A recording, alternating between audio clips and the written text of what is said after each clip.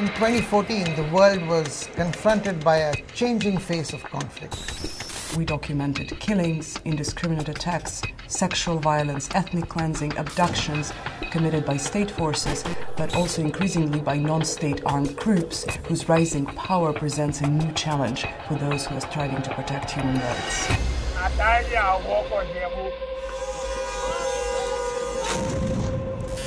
Government leaders have justified horrific human rights violations by talking of the need to keep the world safe. But we know that knee-jerk reactions and draconian anti-terror laws do not work.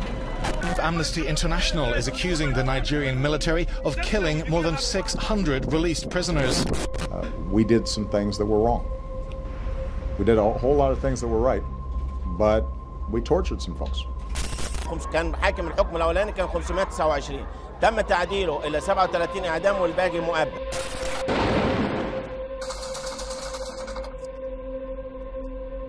The shocking indifference and complacency demonstrated by governments and key international bodies. They chose to look the other way. We want world leaders to confront the changing face of conflict. We want a real commitment and complete change in tactics. In the future, this year may come to be known as a year of historic failure for progress in human rights. Permanent members of the Security Council must renounce their veto powers in situation of mass atrocities, which would enable the United Nations to take real action to protect civilians. C'est parce que les événements récents, en particulier en Syrie, ont montré que le Conseil de sécurité, lorsqu'il ne peut pas agir, n'assume pas ses responsabilités et que les conséquences sont terribles pour les populations civiles.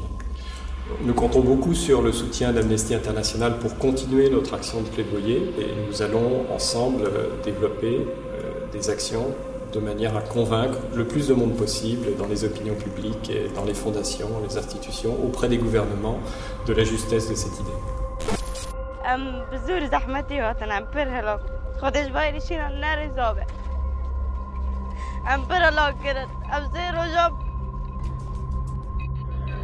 Amnesty International has warned the EU's immigration policy is turning the continent into Fortress Europe and putting lives at risk.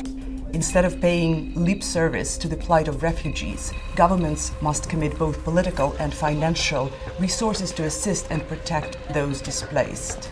I've been a relief worker and a human rights worker for more than 30 years. I have never seen as many people fleeing from conflict, from human rights abuse, from war as now. I support this call on governments to receive refugees and to provide protection to those who need it the most, people who flee from violence. Amnesty International now claims to have concrete proof of direct Russian military involvement in the conflict. Another crucial step would be to join and implement the Arms Trade Treaty and to further restrict the use of explosive weapons with wide area effect in populated areas. That alone can save thousands of lives. Закончила рабочий день и пошла за помощью. И в этот период произошел выстрел.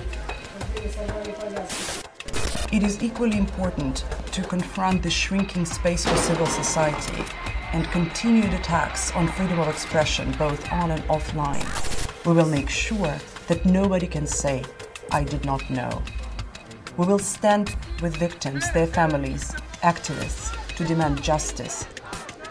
Amnesty International believes that even at times like this, that may seem bleak, it is possible to create change. Change for a safer world without compromising our fundamental rights and freedoms.